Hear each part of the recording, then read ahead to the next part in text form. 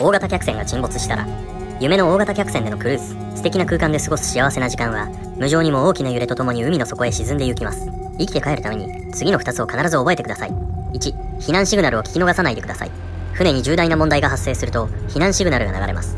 短い警告音が7回鳴り、その後に長い警告音が1回鳴ります。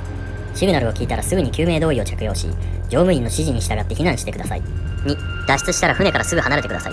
船は沈没する瞬間に大きな渦潮を作り出します。巻き込まれたらまず助からないので、急いでその場から離れましょう。その時、高いところから飛び込むのは絶対にやめてください。コンクリートに体を打ちつけるのと同じ衝撃があなたを襲います。焦らず水面に近い場所から飛び降りましょう。